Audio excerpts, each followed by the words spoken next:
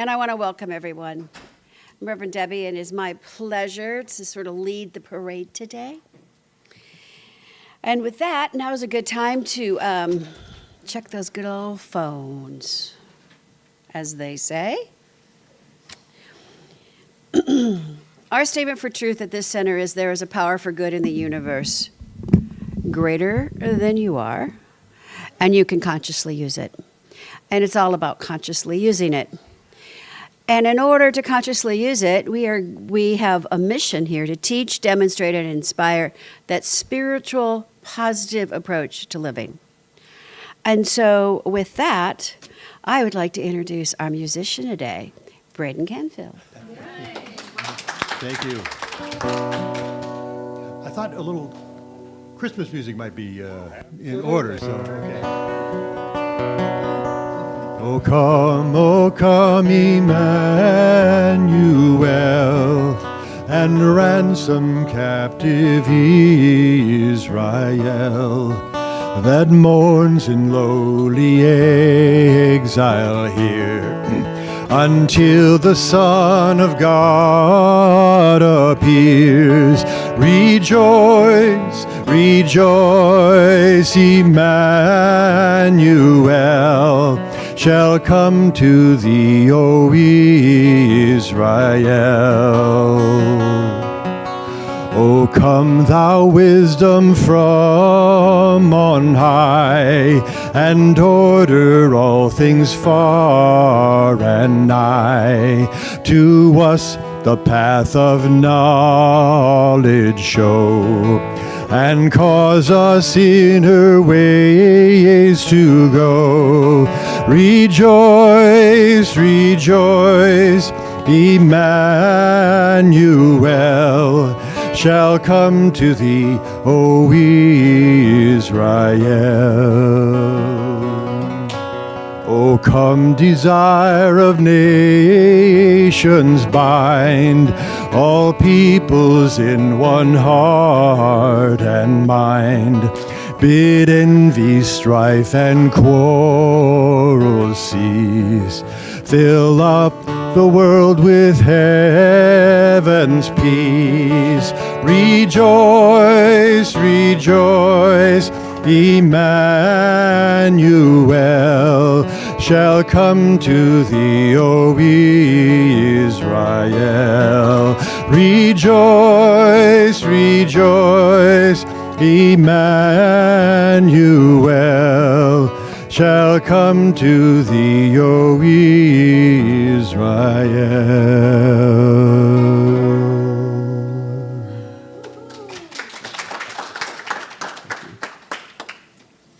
That's a great way to get in the spirit. All right. Let's center ourselves with prayer, shall we? So I invite you just to get comfortable, and let's take a moment and close your eyes if you wish, but let us just breathe together. Just sort of like breathe in the love that's in this room and just allow it to fill us. We breathe it in and then we exhale that same love, adding our own little spin. Because what I know is true is that we are closer to the one than that breath. That very thing itself, which I call God. It is that is breathing us.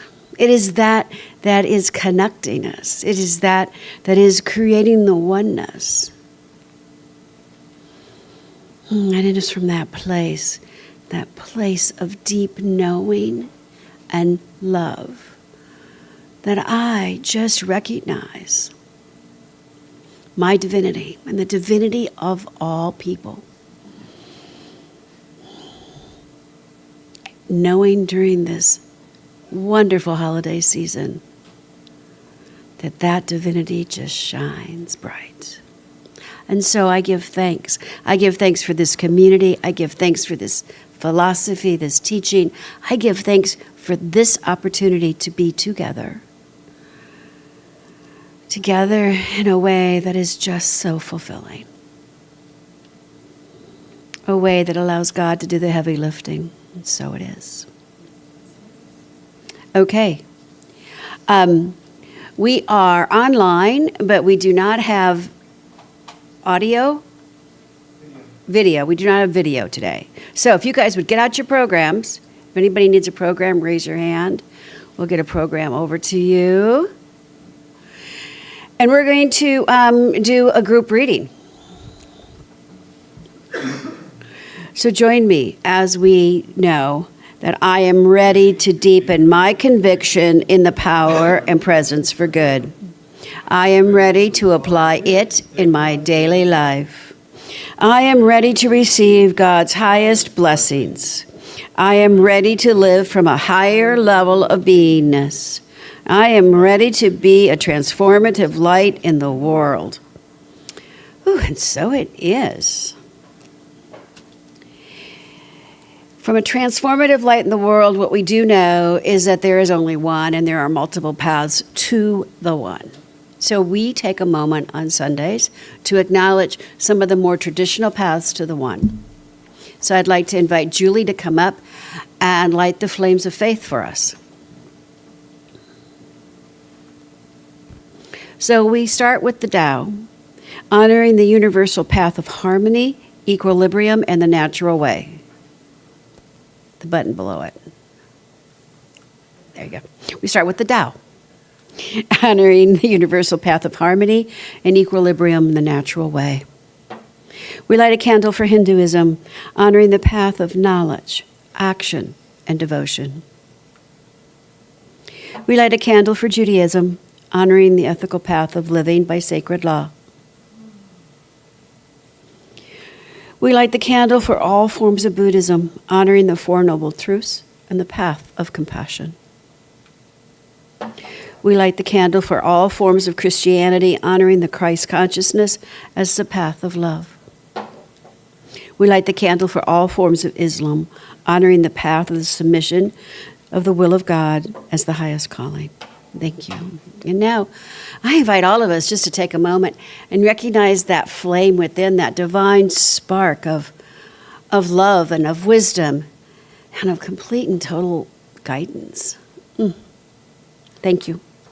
Thank you, thank you. And now it is time for an inspirational reading, and I'm going to invite Dee Dee to come on up.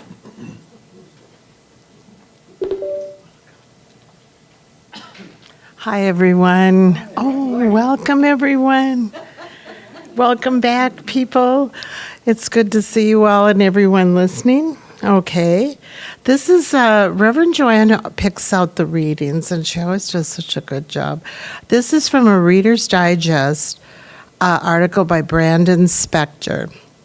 A Season for Mercy. Polly, my stepmom, suggested the sweetest name, Mercy. We soon learned it was just what this new boxer pup would need. My parents' rambunctious dog would bolt out of bed and go, go, go all the day long. So when they brought home a Christmas tree, they expected chaos. To their astonishment, Mercy didn't seem to care. She paid zero attention to the trees that was suddenly growing in her living room, nor did she react to the fancy presents under it, including a wrapped box of milk bones. Dad and Polly were wary. They'd never had a dog that didn't force them to move everything to higher ground as if they were expecting a flood, but Mercy seemed oblivious. A few days before Christmas, Polly awoke early as usual. She passed the dimly lit living room and then stopped cold. Glancing back to the room, she saw every last present was gone. Only the tree was still there. Had they been robbed? And why didn't Mercy bark? Where is she? Had the burglars taken her? Her thoughts frantic. Polly noticed a scrap of ribbon on the floor, then a bit of torn wrapping paper a few feet away. Some glitter beyond that. The clues all made a trail leading towards the back door. Polly flipped the switch, bathing the backyard in light. The perpetrator's head lifted and froze. Alarm and guilt made her eyes wide. Oh, yes, it was Mercy. She lay under her favorite tree outside in a fluffy nest of shredded wrapping paper, chewed up boxes, and curling bits of ribbon.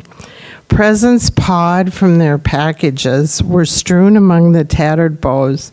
Beautifully wrapped boxes had gaping holes, fragments of tissue paper mixed with the last remaining evidence of gifts. Clearly, Mercy's self-control had failed.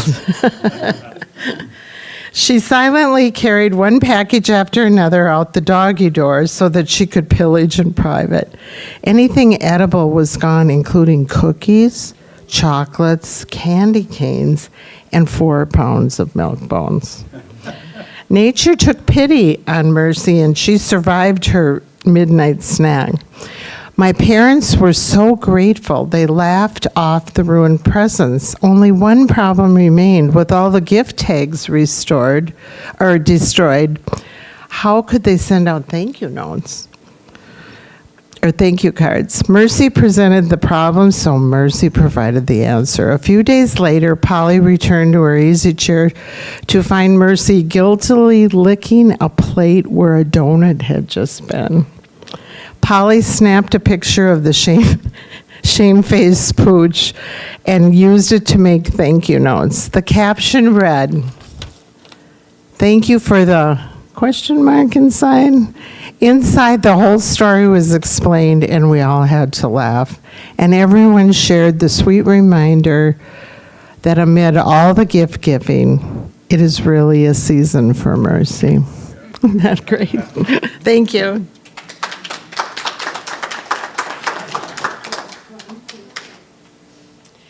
Oh, delightful.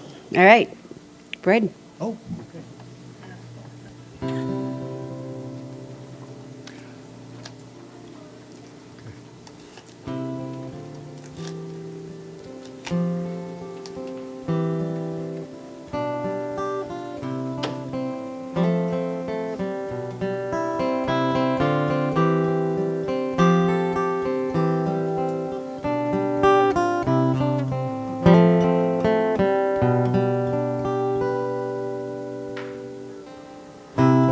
Manhattan or Dakar makes no difference where you are.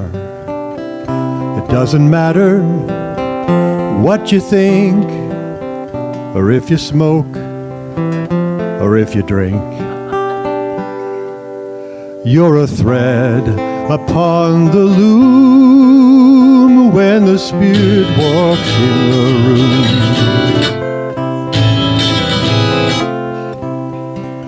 You could be naked, you could be armed, you could be charming, you could be charmed.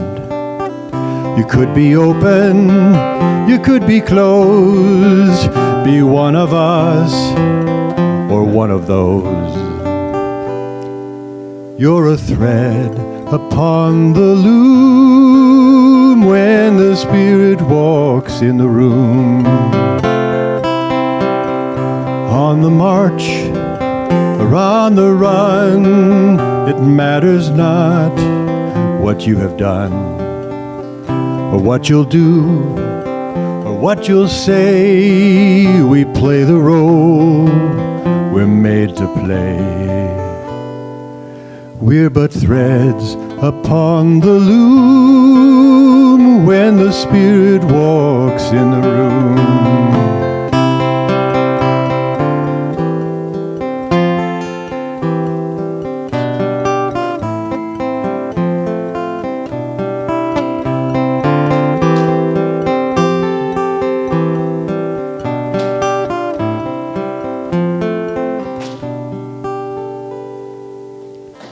It can appear at any hour, and when it comes in power. You may not walk, you may not see, but will become what you can be. You're a thread upon the loom when the Spirit walks in the room. We're but threads upon the loom when the Spirit walks in the room.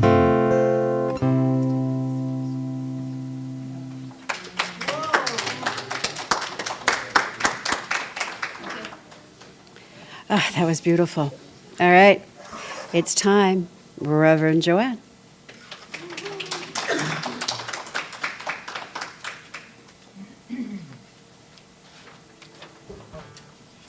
That was a beautiful song. Thank you. Thank you. By Bruce Coburn. All right. Well, what we're talking about this month is a December to remember, and today particularly talking about what gifts will you give?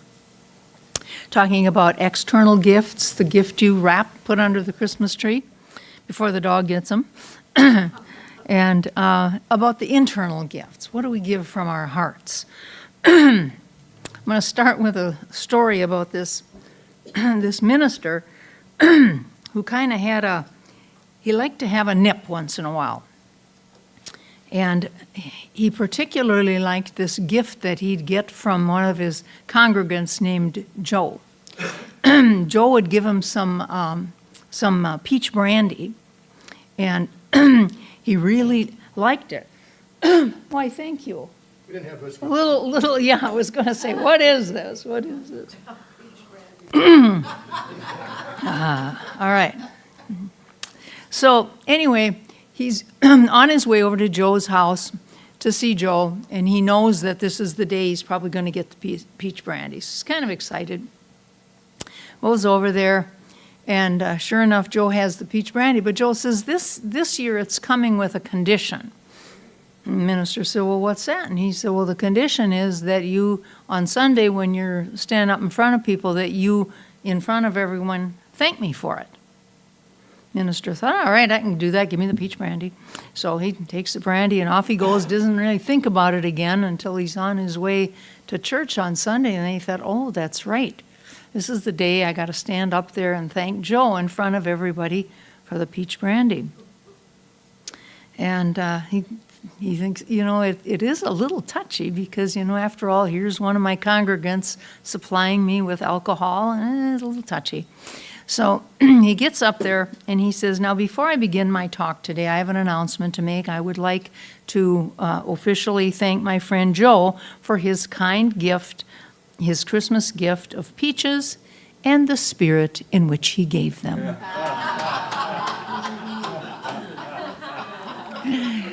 That minister was a lot cleverer than I. And, the whole idea, of course, is, the spirit in which we give gifts. No, if you are a reader of the cartoons, I am. I love the funny papers. And one of the cartoons is Family Circus. And there's a little boy named Jeffy. And he's got a sister named Dolly. And Jeffy's digging through his toy box, and he's really kind of getting serious about this, and Dolly says, Jeffy, what are you doing? And Jeffy says, I'm checking my inventory so I can start making my Christmas list. Well, how many of us do that? I mean, I've got people I know, they get really serious about their Christmas gifts. I mean, they'll write down, the site you have to go to on Amazon to order it. They'll, tell you exactly which shelf it's on at Walmart or whatever. That people get kind of funny about Christmas and Christmas giving. And, sometimes you think, do you need all this stuff, really? And for a lot of adults, I think, it goes on that gift shelf someplace, and, maybe you re-gift it to somebody else down the road. But unfortunately, I think a lot of the stuff that we circulate, especially at this time of year, ends up in a landfill someplace. And if you want to watch a depressing video on it, it's called The Story of Stuff. It's really quite green, if you know what I mean. And talks about that, where does stuff come from, where does it end up, and, the disasters that are our landfills. what I do at Christmas time is I send out a Christmas letter to relatives and friends that are not in the state. Usually they're far away. I've not kept up with them, so I send them a little, here's how's my brother's doing, here's how my kids are doing, changes in our lives, blah, blah, blah. And for the last few years, I've always included a poem, and I thought my poem today would be pretty apropos for what I'm talking about. The poem this year is this: even though I no longer put up a tree, I no longer shop till I drop, I no longer do any baking, I really used to. These things I've put to a stop. Instead, time spent with friends and with loved ones, time spent in quiet and prayer, time spent providing a reason to smile to someone who thinks no one cares. Yes, Christmas rituals for me have evolved to suit my energy level. Memories warm and the love that I feel, all good in which I can revel.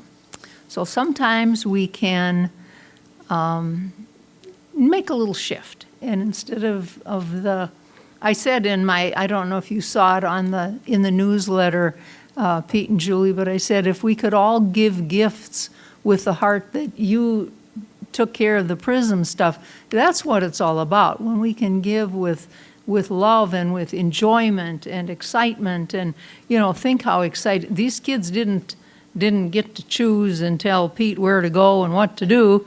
He had to figure that out. So very very important to give gifts from the right place, from the heart. Anyway, I believe we have a video. Now we're stepping into gifts of the heart at this point, and let's see if we can roll them here.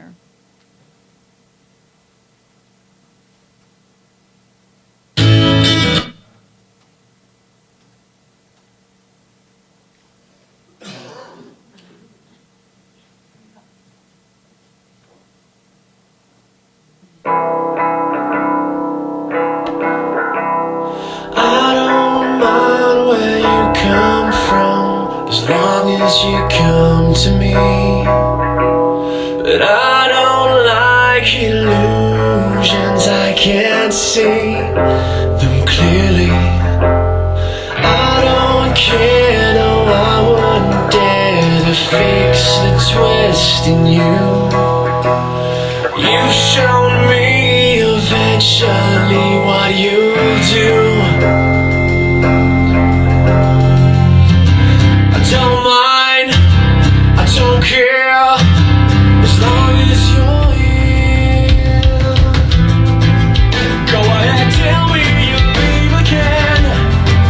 You'll just come back running, holding this gun hand in hand. It's all the same, and I'll take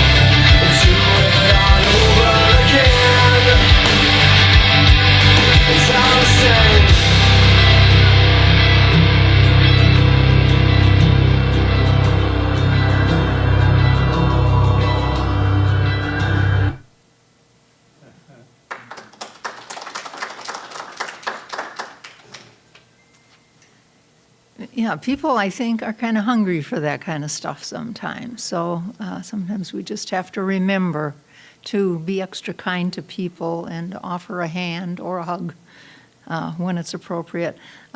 Another Center for Spiritual Living minister wrote this poem to kind of go along with this. It says, "It has no moving parts, no batteries, no monthly payments and no fees. It's inflation-proof, non-taxable. In fact, it's quite relaxable. Can't be stolen, it won't pollute. It's one size fits all, do not dilute. It uses little energy, but yields results enormously. Relieves your tension and your stress, invigorates your happiness, combats depression, makes you beam, and elevates your self-esteem. Your circulation it corrects without unpleasant side effects. It is, I think, the perfect drug. This Christmas, my friends, a gift of a hug." And so, again, there's so many other things we can do as we reach out to people at this time of year.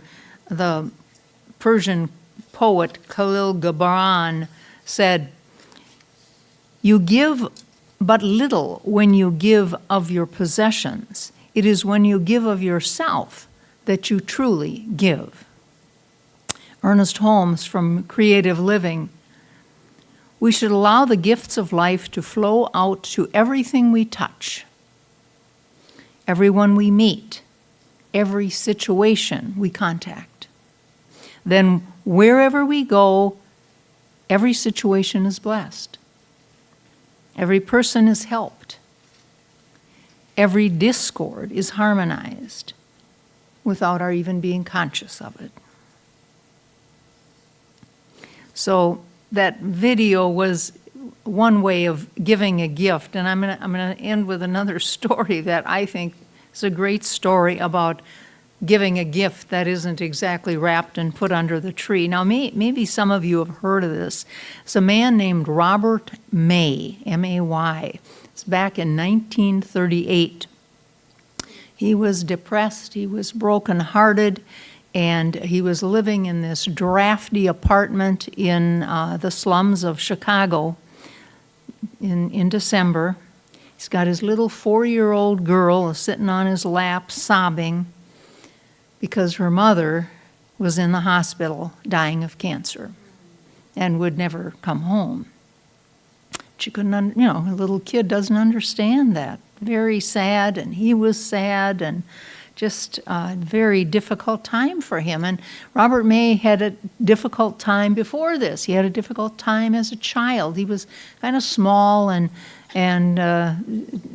was kind of bullied and wasn't big enough to be on sports teams. And he just took a lot of childhood abuse from other kids. He was always different, the odd boy out. But he did finish school, he finished college. That's where he met Evelyn, this wonderful woman that he married. He got a job as a copywriter for Montgomery Ward. And this was during the Depression. And then they had this little blessed girl named Barbara. But it was all short-lived because his wife got cancer and took all their savings, everything they had for the hospital and the medicine, etc. And so now it left him and his little daughter living in this drafty apartment in the slums of Chicago. Evelyn died 2 days before Christmas. And Bob, really wanted to do something to uplift his little daughter. And he had no money for a gift to buy. But throughout his life, he had created this little animal character in his mind. And he often told a story about this animal to little Barbara to give her some comfort and some hope. So as he was telling this story, he realized it was actually his own autobiography in fable form. the character he created was an outcast, like he was. Now, maybe you kind of figured out who this little outcast was. It's a little reindeer named Rudolph. So he decided that, because he didn't have a gift to give, he was going to put this story in writing and make a little storybook for her, which is what he did for Christmas. And as it was, his general manager at Montgomery Ward got wind of this, and he said,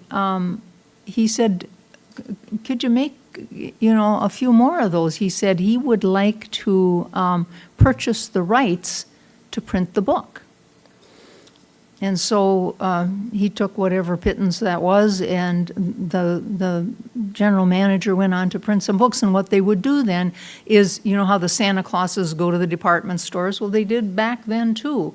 And so what they would do is, as the children would come to sit on Santa's lap, they'd get a copy of Rudolph the Red-Nosed Reindeer. By 1946, Ward's had printed and distributed more than 6 million copies of Rudolph. And at that same time, a major publisher came to the CEO of Ward's and said, we'd like to buy the rights because we'd like to distribute this book widely because we think it's a good one. And this really touched me. In an unprecedented gesture of kindness, the CEO of Ward's returned all rights to the book back to Bob May. Good stuff happens, right? Turned all the rights of that book back to him. Became a big bestseller, of course. And in the meantime, Bob May got wealthy. He remarried. He started, they had another few kids. And all this because he was trying to comfort his grieving daughter. But the story doesn't end there. He had a brother-in-law named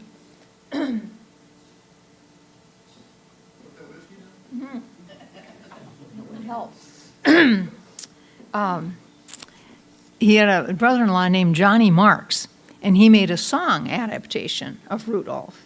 And it was turned down by people like Bing Crosby and Dinah Shore, but guess who picked it up? The singing cowboy, Gene Autry. And it became the second most popular Christmas song next to White Christmas. What a blessing for Bob and his family. And I think it's just a good example of what gift will you give. We can give a gift from the heart. In the next few minutes, I'd like to kind of walk you through a meditation, kind of centering on this idea of being a gift yourself. So if you would, just get comfortable in your chair, close your eyes, and in your mind's eye, see a beautifully wrapped present, maybe a Christmas present, Hanukkah present. Maybe it's wrapped in gold and sparkles and shimmers. Maybe it has a pattern, maybe it doesn't. Maybe it's wrapped in that kind of material that seems translucent and yet contains all the colors of the rainbow and more. But each one is beautiful in its own way. Each one is different because it represents the outer expression of God of each one of you. You are the outer expression of God. God experiences life in, as, and through its creation. You are the beautifully wrapped gift. You represent God in this world. But you're more than a shiny, pretty package, because as beautiful as that is, the inside is ever more glorious. So open the package now and see that the gift is filled with the light of God, the power of God, the energy of God, the love of God, the abundance of God, the peace of God. Inside is all that is. And recognize this box as you, inside and outside. You are the gift. So bring to this holiday season the greatest gift you can, the gift of you, your heart, your love, your ideas, your creativity, your sweet, sacred, and holy presence. And when you do, the holidays will be just that, sweet, sacred, and holy. Now, while you're in this meditative position, I would encourage you to stay there. Just take a deep breath as I close with a spiritual mind treatment. I say this in first person, but know that it is for you. And I know there is one power in the universe. It is love, it is joy, it is all good, it is the perfect solution to any perceived dilemma in life. I am one with it. It experiences life in, through, and as its creation. And even though I can get caught up in this expectation of gift giving, and this can sometimes put a damper on the spirit of Christmas, well, that pressure. Even though I now declare my intention to not only give an external gift without pressure, but I give it with love. I also declare my intention to give of myself, my prayers, my company, my joy. In gratitude for the law, it is done unto me as I believe. I release these words to the universe for perfect manifestation. So it is.